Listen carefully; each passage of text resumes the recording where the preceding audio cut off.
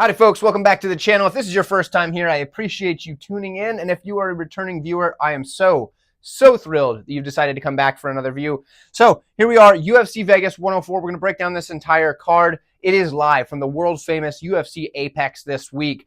Last week, UFC 313, we did pretty good. We were riding a high. We went all the way through the first 9 fights. Didn't miss a pick. 9-0 heading into the main event. We only had 10 fights on the card. A couple of them fell out. That's what it is. But 90% correct. We hit 9 of them in a row. And then the main event, missed it by decision. It happens. We should have picked Ankalaev. We got it wrong. That's okay. We still got the first 9 right. So if you're here, you're looking, you're like, man, who got the first 9 fights right on that card? This guy. You can check, whatever. You can check the video if you want to verify. But either way, it was a good card. I enjoyed it. I know there were a couple of controversial decisions. It is what it is. We're just here to make some picks. Also, it's our 4th winning week in a row as far as the bets go, so that's cool. If you want to check that stuff out, you can check it out. All the links for everything is in the description. If you don't want to check it out, that's cool too. Just make sure you're watching these videos because that's what we want. That's the thing that's most important. Tune in each week to these, and we're happy. If you drop a like, I appreciate it even more. But let's go ahead and break down that first fight. We're talking too much here, so I'll see you there. Women's flyweights next. Yuneisy Duben takes on Carli Judice, and I've got to admit, I'm actually really excited for this fight, and I know that nobody else is going to be, but I sure am, and let me tell you why.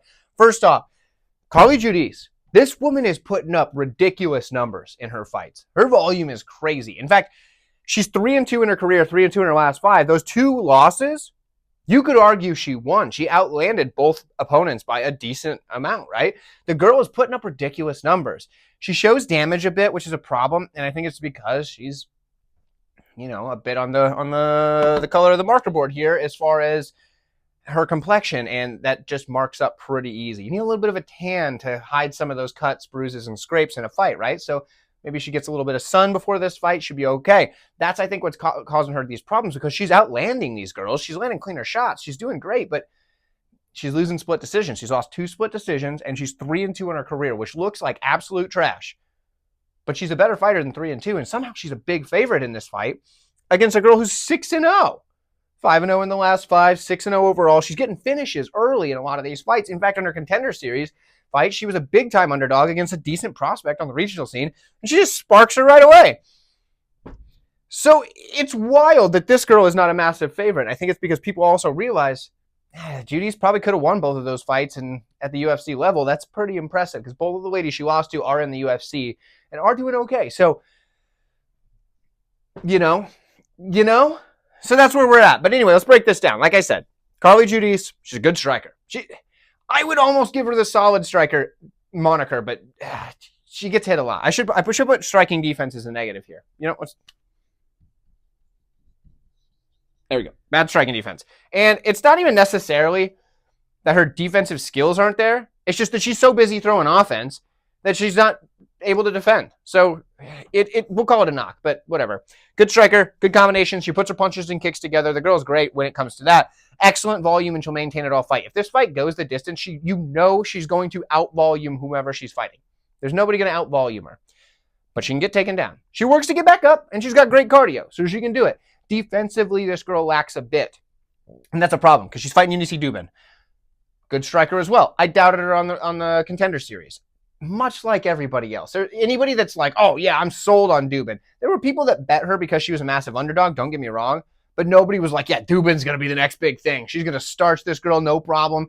10 out of 10 times she wins this fight. Nobody said that. They said, yeah, she's a really big underdog and anything can happen. It's MMA, and they bet her. Nobody just thought Duben was going to be this all-star against Shannon Clark, who she beat. So there is that.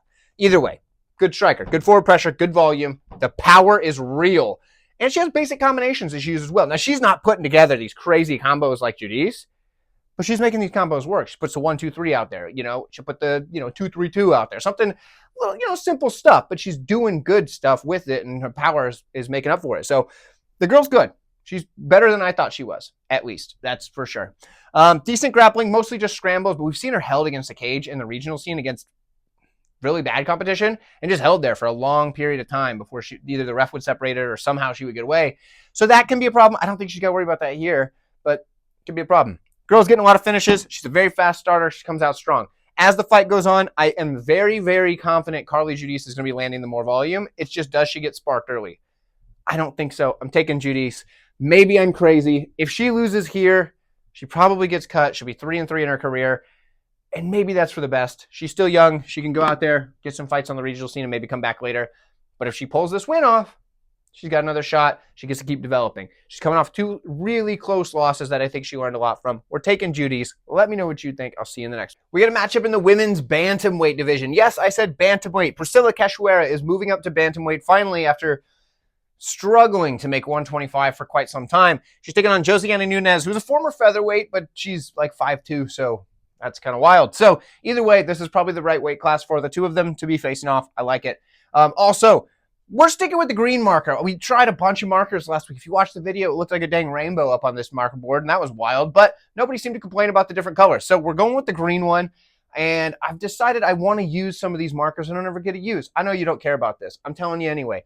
But you get the packs at the, when it's like the after the school year sale, and they're like, oh, you got all these markers in here, and you want to use them because you get them on sale, and you're like, man, I just want the black marker because that's the one that you guys want to read on the board.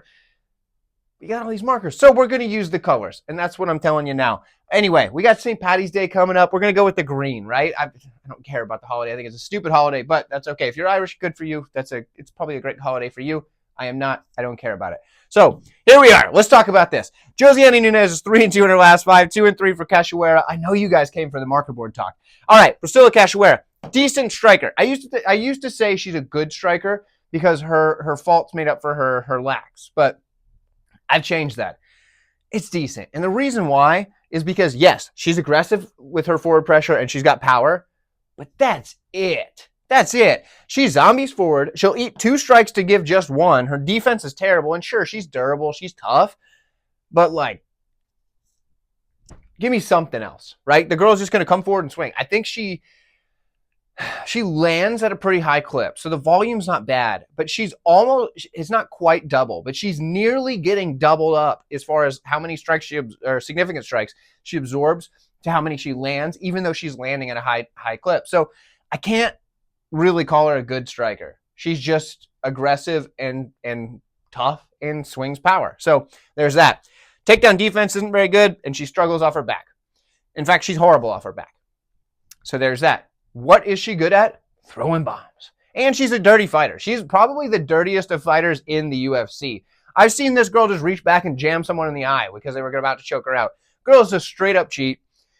It can pay off well for her, though. If you can get away with it, great. But the problem for her is she's done it so much and so blatant, people are kind of looking out for it, right? The refs are like, yo, this girl's going to go in there and start cheating. So they're watching for it. So it's a little, So for Cachoeira, what does she need to do to win this fight? Come forward and sling bombs. Probably cheat a little bit.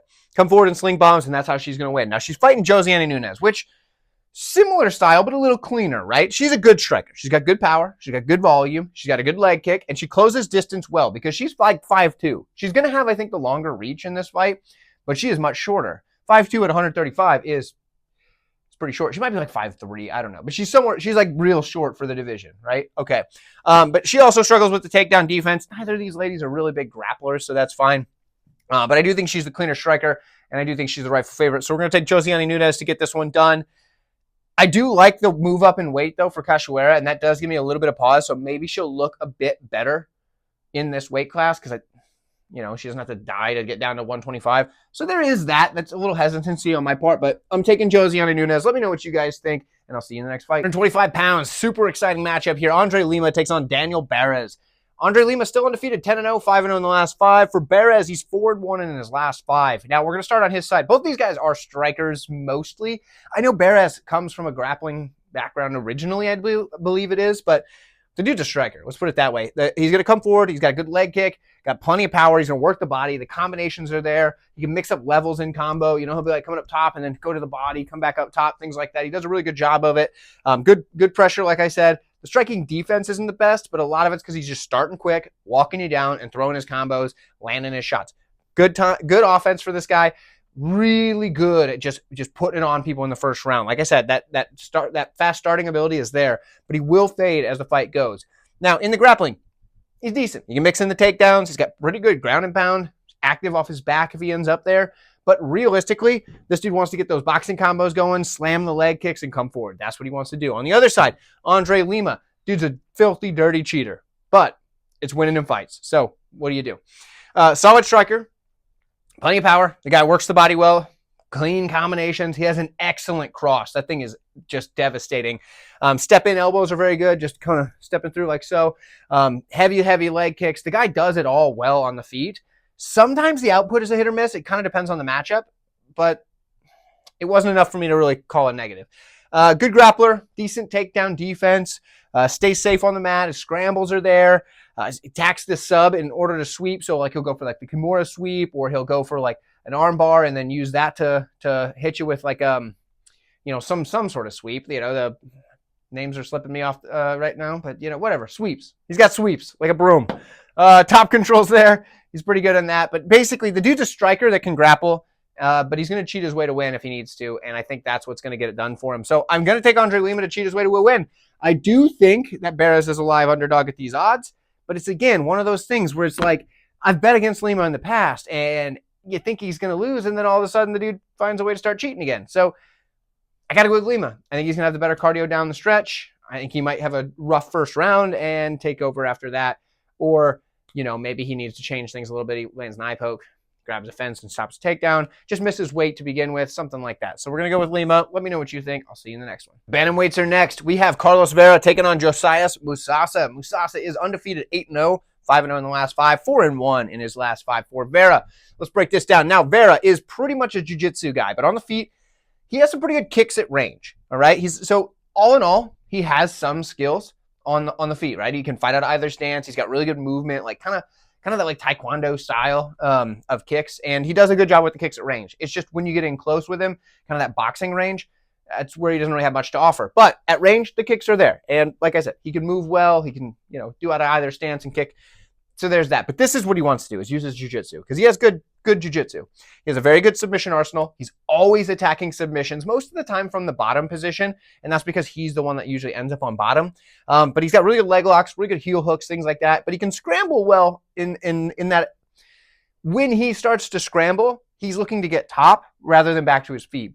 So, he wants to keep the fight on the mat. The problem for him is he lacks the open mat takedowns to get the fight to the mat.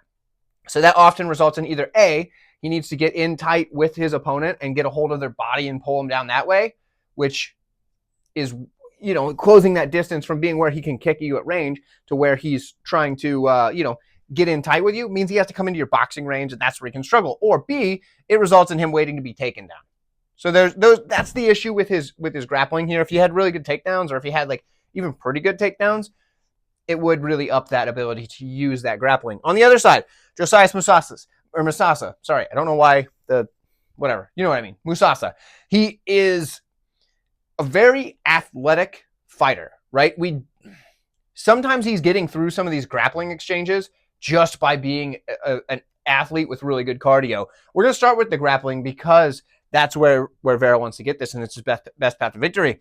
His takedown defense hasn't been great from the tape we've seen, but he just powers right back up. Not necessarily using like the most technical of skill. The dude just pushes his way back up. Like he's an absolute monster. He's got a ton of cardio and a lot of athletic ability, and he can make that happen. If he ends up on top though, he's putting your head through the canvas. Dude hits like a truck.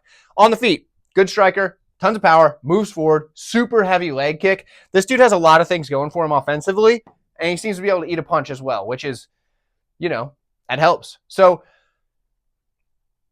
it's going to come down to this. How is Vera going to get this fight to the mat? Because if he does, and if he's able to get some control, I think he can start working for submissions, and he's an absolute live dog. I think you can say that if Vera gets the submission, it won't be the biggest surprise, because, Musasa is kind of green still, right? He's still, kind of working his way in there. I know he's got 8 wins, but some of the earlier competition has been, But this dude's probably going to win, and it's probably going to be by knockout. So we're going to take Josias Musasa to get the win over Carlos Vera, simply because I think Vera's going to have trouble getting the fight to where he needs it. And on the feet, he's going to be very, very uncomfortable. We're taking Musasa. Let me know what you guys think, and I will see you in the next fight. Light heavyweights up next. Brendson Ribeiro takes on Diyar Nurgozhay. Nurgozhay is undefeated 10-0, 5-0 in the last 5. We got 3-2 on the Ribeiro side. Now, fun fight. Something to make note of. Nurgozhay's got like a 74-inch reach. Ribeiro's got like an 81-inch reach. So the reach difference is going to be very noticeable, as well as the height, but the reach difference, super noticeable. And a lot of people picked against Nurgozhay on the Contender Series because he's going to be shorter than a lot of his opponents. He's going to have a smaller reach than a lot of his opponents, especially because, you know, a lot of these dudes at light heavyweight are getting bigger and bigger. So with a guy like Ribeiro with an 81-inch reach, it's a problem. But Nurgozhay was able to do it on the Contender Series. Let's see if he can do that here. Now, for Ribeiro, he's a good striker. He uses that long reach to land these long, straight punches. Good power. He's got good leg kicks. In the grappling, he's pretty good there as well. He's very active at attacking submissions, active off the back. His high elbow guillotine is probably his best move. He's got good sweeps when he wants to use them. Doesn't use them enough, but when he wants to, if he gets on top, the ground and pound's there. But he is willing to accept bottom position too much. The guy can stay there. Instead of working for the sweep, he'll start working for one of those guillotines. He'll start working for, you know, whatever else, trying to roll for an arm or something. He's very kill or be killed. The guy likes to get things done early. He likes to get out of there, get home, you know. Don't have to stay in there while you're not paid by the hour type of thing. That's kind of how he fights. And it's worked out well for him for like 16 of his fights, but 7 of those obviously didn't go his way. So the guy is live in most fights, but he does have some little drawbacks that you want to look at. So on the other side, for Nurgozhay, solid striker. He's able to make up for his reach disadvantages in a lot of fights because he's very skilled. He's very accurate. He's got plenty of power. Combinations are there. He can kick to all levels, and he works the body very well. And I think here, being the shorter, smaller guy, he's going to want to get inside and work those body shots and make it so the long straights are not there for Ribeiro, and he instead has to punch like that, which is like kind of like it's taken away a lot of the power of a guy like Ribeiro, and I think that's going to be the strategy on the feet for a guy like Nurgozhay. Now, in the grappling department, he's got good submission defense. We've seen this guy fight off some stuff and really show that he's able to get that position, keep the top control pretty well, and then land his ground and pound. Now, the problem is when he starts to get really wild with the ground and pound and start really trying to go for a finish, he can lose top position. I don't think he's got to worry about that too much here. Ribeiro is going to be looking for submissions most of the time. So I don't know that this is going to be a problem for him. And I do think he's going to be able to get takedowns if he needs them. I think he's going to be able to get inside. So for all those reasons, I'm taking Nurgozhay to get this one done. I do think he's got the skill to beat a guy like Ribeiro, but he could definitely get caught. Ribeiro hits very hard. So do with that information what you need to. Ribeiro is a live dog, but Nurgozhay is definitely the side. Let me know what you guys think, and I'll see you in the next one. Drawweight's up next, and what should be a very volume-heavy fight. We have Stephanie Luciano. She's coming in 3-1 in a draw in her last 5 fights. 3-2 in the last 5 for Sam Hughes, her opponent here. So in this one, we got a couple of ladies who want to throw some volume. We've got Stephanie Luciano. She's a decent striker. She's going to come forward and throw volume. That's what she's going to do. But she wants to get the fight to the cage, where she's a good grappler, a good cage grappler. What she does, she gets her opponent up in the cage push and starts landing a ton of strikes there. Now, you might be thinking, well, that's striking. It's kind of between the two, right? The cage push is a grappling situation, but she's landing a lot of strikes from there. So I put it in the grappling. So there you go. Good volume in the ground and pound, but she doesn't really work to advance her position, and she will just kind of stay in whatever position she gets her opponent to the mat in, which is fine. But it's just, you know, if we're looking for different things to identify, the fact that she's not really trying to advance position could later result in her kind of getting some trouble from that top position. Say she ends up in guard, there are fighters that will make her pay for that. Sam Hughes isn't one of them. So for Sam Hughes, decent striker. Similar things. She's got good forward pressure, good volume. The thing that we know about Sam Hughes, though, is she's very durable. This girl's going to keep coming no matter what you do. She's going to keep on coming forward, and she's going to keep throwing that volume. We assume that for Luciano, but we haven't seen it at the UFC level. We've seen that for Sam Hughes. Now, for the wrestling of Hughes, decent takedowns, decent top control, but struggles off of her back. If she gets put on her back, she's just kind of there, right? Her pace and cardio is probably some of the best in the division, and that's pretty impressive. The girl just keeps on coming. She's over a plus 200 underdog right now at the time of recording this. I can't pass that up. We're taking Sam Hughes as the big-time underdog just to do more. So we're going Sam Hughes. The girl just gets it done, and that's what we're going to go with. So let me know what you guys think. I'll see you in the next one. Heavyweight's up next. And yes, I said heavyweight. Ryan Spann is going to heavyweight here. He is 2-3 in his last 5 fights. Needs a little bit of, you know, like a fresh coat of paint. So Ryan Spann's going to heavyweight. He's fighting Waldo Cortes-Acosta, who is 4-1 in his last 5. Only the 1 loss on the career, so there is that. When we look at these two skill for skill, Ryan Spann is one of those guys that he either shows up or he doesn't, right? He's extremely fast starter, extremely athletic, but he's kill or be killed, and he's a great hammer and a very bad nail. That is Ryan Spann to the letter. He's skilled in areas, but also just lacks in areas, right? He's decent striking because that power is real. Dude can hit you and he can put your lights out, but he throws a lot of single shots. He doesn't put together many combinations. He doesn't really, he's not the prettiest striker, but when he hits you, you know about it. Now, he's a decent grappler as well. Those front chokes are nasty, but the problem is he's not really in a position to make you go to where he can work his offensive submissions. Let's put it that way. He's using these reactively. You're shooting it on a takedown, he gets a hold of a submission, or maybe he cracks you and he can get the club and sub type of thing. Like, he's not really able to go out there and start getting his takedowns and get on top and work for a submission, things like that. He will land takedowns at times, but a lot of times it's defensively. So there's a lot to like and a lot to dislike about Ryan Spann, and he's a very frustrating fighter to bet on for that reason. On the other side, Waldo Cortes-Acosta, dude's solid in a lot of areas, right? But he has a few things that are pretty negative for him. Very good striker, very good boxer. Let's put it that way. Dude's got a solid jab, good movement, plenty of volume. He'll put together combinations. He's got no leg kick defense whatsoever. If Ryan Spann goes out here and just starts throwing leg kicks, this dude's just going to eat him. However, he seems to just take it. He's durable. The dude just seems to take those shots to the leg and just doesn't care. His leg will be chewed up. The commentary's going to be like, man, I can't believe he's still walking on that leg. Just does. I don't know. Takedown defense can be a little suspect, but when he's on the feet, you got to imagine this dude's going to be jabbing up Ryan Spann the whole time. For that reason, I have to go with Cortes-Acosta. I feel like he's going to land the jabs, he's going to land the volume, and I think he's going to be able to start putting together combinations as the fight goes. And I think Ryan Spann's going to get frustrated with that and start trying to do some things that are a little out of character, and I think that's going to cost him. So we're going to go with Waldo Cortes-Acosta to get this one done, but let me know what you think, and I'll see you in the next one. We are featherweight division in a matchup that I'm fairly excited to see how this plays out. We have Su-Young Yu. He's coming in 3-1 in a no contest in his last 5. AJ Cunningham 3-2 in his last 5. Now, despite what you may think, AJ Cunningham is a grappler over striker. Now, he has had a lot of striking stuff in the UFC thus far, but his best skills are in his grappling. But let's start with his striking. He's a decent striker. He's got good forward pressure, good power, and good combinations. When he starts to fight, looks good in the striking. The problem is, once he starts to get hit, that's when he starts just exchanging in these wild swings. He'll start swinging big loopy overhands, or he'll start throwing wide hooks and stuff like that. He doesn't start really doing that until he starts to get hit. And unfortunately for him, his striking defense isn't great, so he starts to get hit pretty early. But before that, the dude looks crisp, right? And I think he's the type of guy that when he starts getting into a brawl, he's having a good time, and he's going out there and just swinging.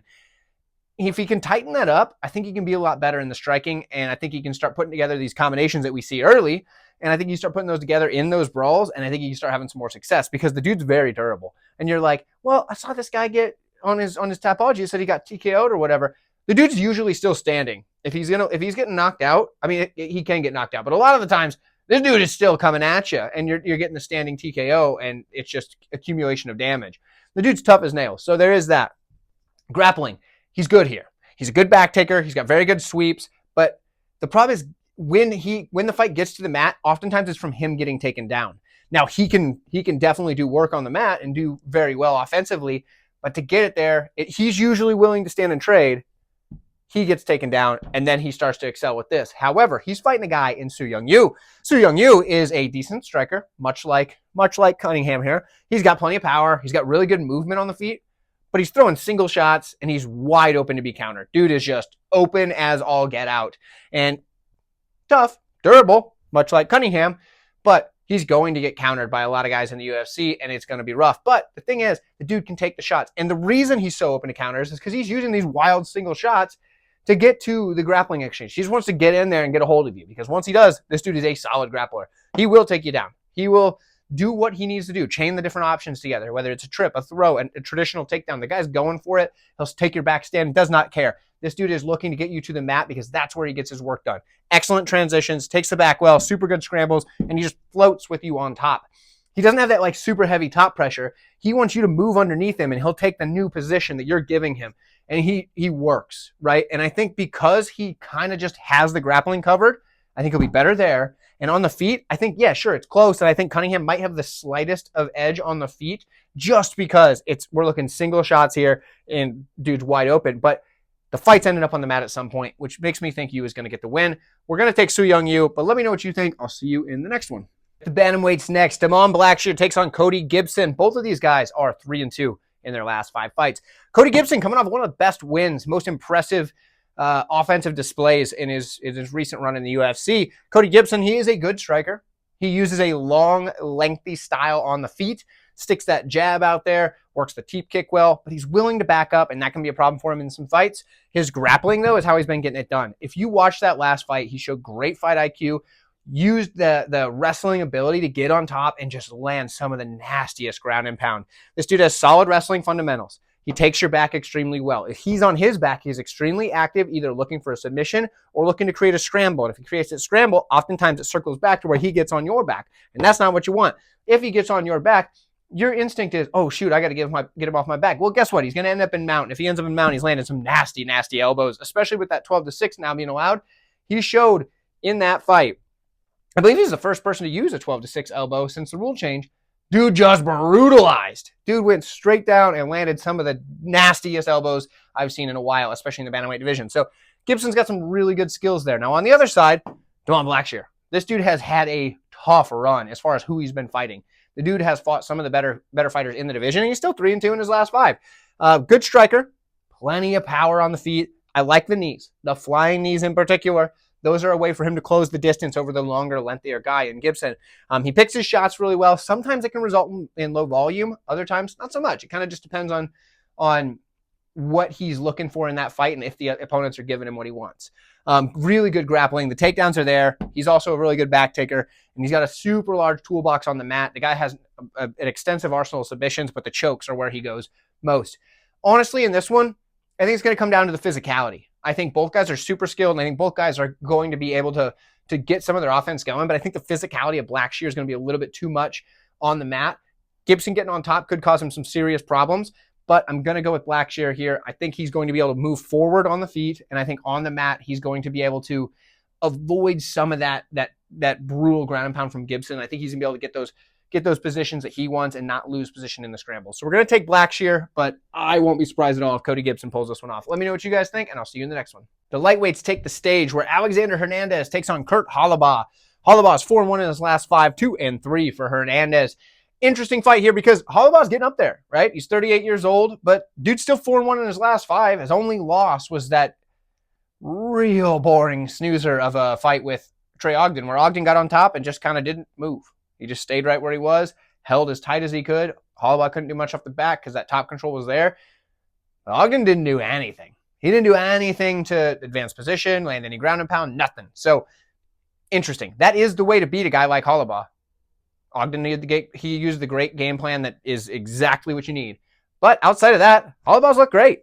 Dude's a solid striker. He's got good combinations. He can counter strike while moving forward. He's got a nice long jab, really good footwork. The dude's a solid striker. He's a solid grappler as well. That jiu-jitsu is there. He's got very good ability to stay safe on top. His ground and pound is pretty nasty. Dude's active off his back and has a massive submission arsenal. The problem is zero takedown defense. Not a lick of takedown defense. If you shoot a takedown, you're getting the takedown.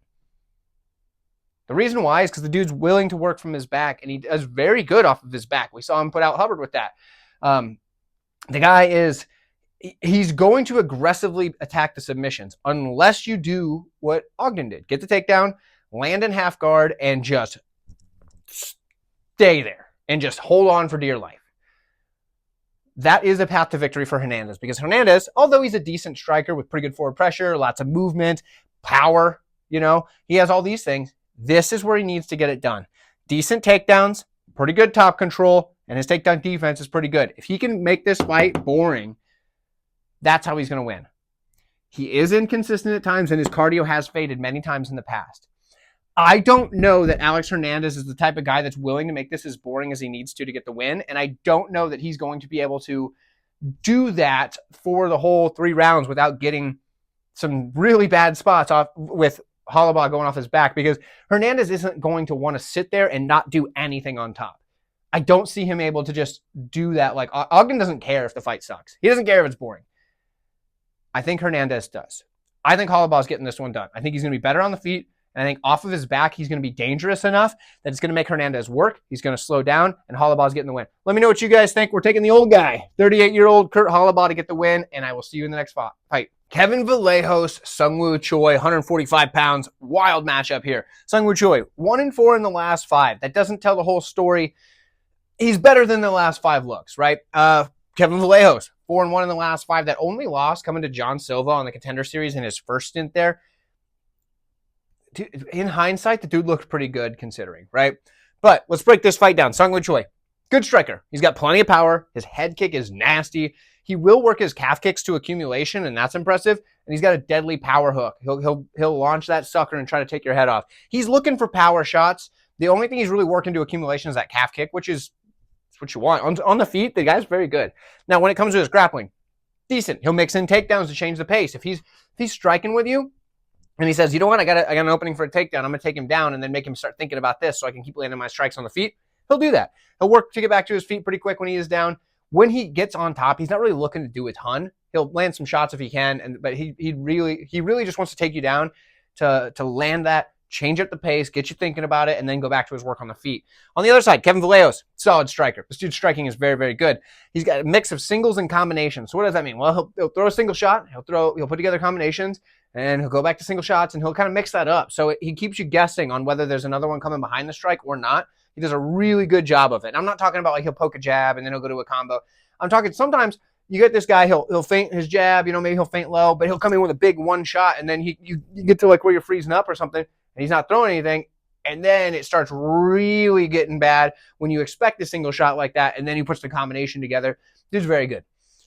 He mixes up all 3 levels in combination. So what does that mean? Well, he can go up top to the head, maybe 1, 2, 3, come back to the leg with a kick to the body, or kick to the leg, and then come back with a body hook, maybe come back up top. He'll mix this stuff up and hit all 3 levels in combination, legs, body, and head. His striking is very good. Movement, very good, light on the toes. This guy's solid, right? Works the body really well, good volume, solid kicks off of either leg. He can kick off the lead leg without having to do a switch or off the rear leg. That's impressive. Many fighters rely on that, have to do the switch. Especially like with a Thai style, there's that switch heavy kick. Not that there's anything wrong with it, but other fighters that train in Muay Thai, they know about the switch, they see it coming. Sometimes you can get somebody to freeze because of a hard switch. Sometimes it's better just to be able to kick off that front leg and land that shot without having to do the switch, much like Stephen Thompson does, where that kick looks so fast because it just comes right up. Another Umar Nurmagomedov is another guy that does that really well, where they don't give you that tell off that front leg and it just comes right up and slaps you in the face. Decent wrestling. He'll mix in takedowns as well, mostly off the kick catches. He's a good kick catcher. When he catches your kick, he'll either go for the takedown and get the fight to the mat and do what he needs to do there, or land a heavy cross and put you on your butt because of that.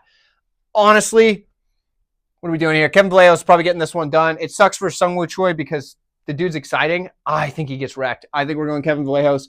Let me know what you guys think, and I will see you in the next one. Next, we're in this 170-pound division where Elizeu Zaleski dos Santos takes on Chidi Njokuani. And guys, if I haven't said it already, thank you for tuning in.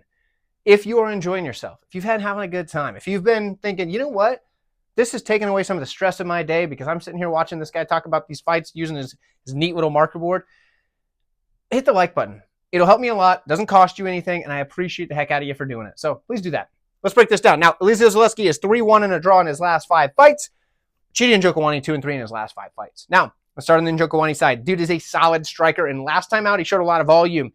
Typically, though, he's more picking his shots type of style, lands heavy, devastating shots, but doesn't just go out there and just put a bunch of volume out. He did really well in the last one. Now, he is very good with the body kick. It's probably one of his best techniques. The only reason I say one of is because those elbows, he will slice and dice. Dude has some of the better slicing elbows in the division, so I like that as well. He transitions from range to clinch striking extremely well, and that Thai clinch, man, that guy is nasty with the knees and elbows.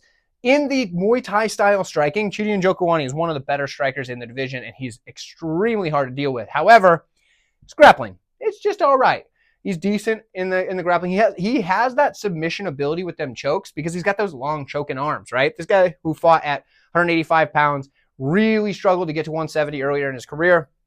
He does have those long, lanky arms that can slip right under the neck and go for the choke. Realistically, though, it depends on the volume of Chidi as to whether or not I think he's going to be able to keep up with a guy like Zaleski dos Santos.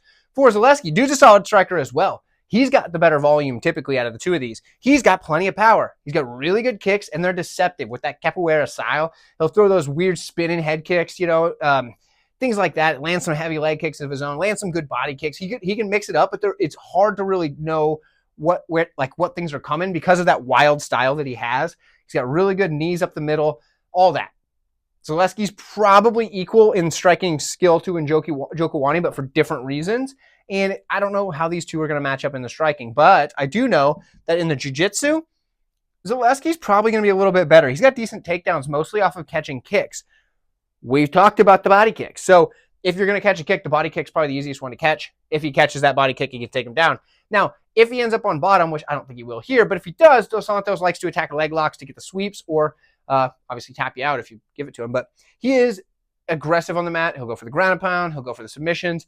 He is getting up there in age, so he has been a little less aggressive on the mat, but still. I think you have to take Zaleski here as far as if you're going skill for skill. But he is the favorite. And Njokuani's pretty deadly, so I could see him getting a finish. But Zaleski hasn't given me any reason to think he's not durable anymore. He hasn't given me any reason to think that he can't win this fight. So I'm going to take Zaleski. But this might be one of those fights where I'm just cracking open an ice cold root beer and enjoying the show. So let me know what you guys think. And I will see you in the main event. Up at 185 pounds, Marvin Vettori takes on Roman Dolidze. For Vettori, he's 2-3 in his last 5 fights, and he spent a lot of time away from the cage because they're dealing with some injuries, which is a bit of a red flag. He's taking on Roman Dolidze, a guy who he's already beat, but it was a competitive fight, right? So Roman Dolidze, he's 3-2 in his last 5 fights, and he's looked better lately than probably ever. So that's good to see. For Dolidze, decent striking. He's primarily a grappler, but he's got a decent 1-2. Dude hits pretty darn hard, and he's got a really good step-in knee. That is my favorite thing about him on the feet. That step-in knee, uses that to close the distance, and it's a knee. They land hard. So, anyway, decent striker. The grappling is where he gets it done, though. He'll have his takedowns come at the end of his strikes. He's got a super large toolbox on the mat. The guy has all the skills down there that he needs. Excellent sweeps. Submission arsenal is just abound. Heel hook. We remember that. We remember he has that wild heel hook finish back in the early part of his career in the UFC. The dude has that, and that's just a way to exemplify what he's got as far as his submission arsenal. Heel hooks aren't something you're seeing finished often in the UFC. I believe the stat was that there's 5 of them ever that have been finished in the UFC. Dolidze's got 1 of them. So there is that. Now, when we look at Marvin Vettori, decent striker. He just comes forward with a ton of volume and durable. He's just going to zombie his way through whatever you're throwing. You can't, if you're building a fighter to just be a zombie, Marvin Vettori is the framework for it. Dude's just coming forward and just eating shots while he's coming at you and throwing his volume. That's what he does. Doesn't have a ton of power. Doesn't have a ton of, crisp combinations on the feet, but he's got volume coming at you, and he's going to be able to eat whatever you're throwing back. Decent, he's a good grappler as well, but more so in the cage push. Decent on the mat. Really good when it's cage grappling. He's got that good cage push grinding style. If he can get Dolidze up against the cage, that is a style where his grappling maybe isn't as good as Vettori, even though Vettori is a worse grappler than Dolidze overall. The cage grappling, I would give that to Vettori. So gets him up against the cage, starts grinding on him, just eating whatever elbows come back his way and just kind of hitting him with something and pushing him up against the cage and just winning minutes that way. That's a good path for him. He's got decent takedowns. I would recommend staying away from them if I'm Vettori, but that's, whatever. Decent takedown. Actually, he's got pretty good takedown defense. Decent top control as well. The cardio is there. The dude's not getting tired. Like I said, he's your prototypical zombie-style fighter, just coming forward, landing his stuff. Death by 1,000 cuts, but you gotta destroy the brain to take out a guy like Vettori. It's hard to find, my friend. It's hard to find. So when we look at this fight, I'm worried about the injury concerns from Vettori. I'm worried about that. He is 2-3 in his last 5. I'm worried about that. He's coming off of a long layoff. I'm worried about that. But he's been fighting some of the better fighters, so there is that. Dolidze's had some decent matchmaking as of late, and he's got some wins because of it, so there is that. Dolidze seems to have leveled up as of late. There is that. It's a tough one to call, and for good reason. Ultimately, I'm going to side with Vettori because I think he's just going to be able to do more throughout the 5 rounds. If this was a 3-round fight, I'd probably take Dolidze. It's 5 rounds, guys. It's a main event, and this dude's just going to keep coming. He's going to keep... If you want to prep for this fight, if you want to say, okay, what are we going to do to really get an idea of how this fight's going to go watch some old-time zombie flicks, and you'll see the horde coming, and you'll see these idiots with their machine guns shooting them in the body, and the zombies are just... taking the shots and just keep coming, and then they eventually take these guys out early in the movies. Late in the movies, they figured out they have to make the heroes win somehow. But I'm talking early in the movies, the first 5 rounds of the movie, am I right? That's what we're getting with Marvin Vettori. I like him here to just do that, do enough, and eventually later just overwhelm and be able to take over probably rounds 3, 4, 5. We're taking Marvin Vettori, but it is not the most confident pick on the card for me. I would love to hear what your thoughts are in the comments below. Thank you guys so much for watching. Stick around the channel, watch another video. There's plenty of videos that are applicable after the week of the fights, so check those out. I appreciate you all, and I'll catch you down the road.